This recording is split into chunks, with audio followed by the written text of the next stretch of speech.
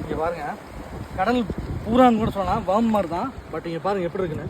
இங்கே பாருங்க பாருங்க, இதுதான் சைஸில் இருக்குன்னு. இதை சொல்லப்போனால் தொடக்கூடாது, அதனால தான் நான் குச்சியில் நோண்டிக்கிட்டு இருக்கேன். பாருங்கள், நான் குச்சியில் நோண்டிக்கிட்டு இருக்கேன். இதில் இதை இந்த ஓரமாக இந்த முள்ளு தெரியுது பாருங்களா. இது முள்ளு தெரியுதுல. இந்த முள்ளு நம்ம கை பட்டுச்சுன்னா அப்படியே குத்தும், சரிங்களா? குத்தி நமக்கு கடுக்கும், பயங்கரமாக கடுக்குனா செம்ம கடுக்கும். ஸோ அதனால் நம்ம இதை தொடக்கூடாது. இந்த பீச் வாம் மாதிரி தான், இது வந்து ரொம்ப ஜாக்கிரதையாக இருக்கணும். அதனால் கை யாருமே தயவு செஞ்சு எந்த ஒரு கடல் பொருளாக இருந்தாலும் தயவு செஞ்சு கை மட்டும் வச்சிடாதீங்க ப்ளீஸ். அது அப்படியே இருந்து போது தூரமாக பார்த்து ரசிச்சுட்டு போங்க. அதனால நானே கொஞ்சம் ரொம்ப கேராக பார்த்துட்டு இருக்கேன். இது என்ன வகைன்னு தெரியல, இதுக்கு ஒரு பேர் இருக்கும், ஆனால் அது என்ன வார்ம் தெரியல, ஆனால் பயங்கரமாக இருக்குது பார்க்கல. பாருங்க.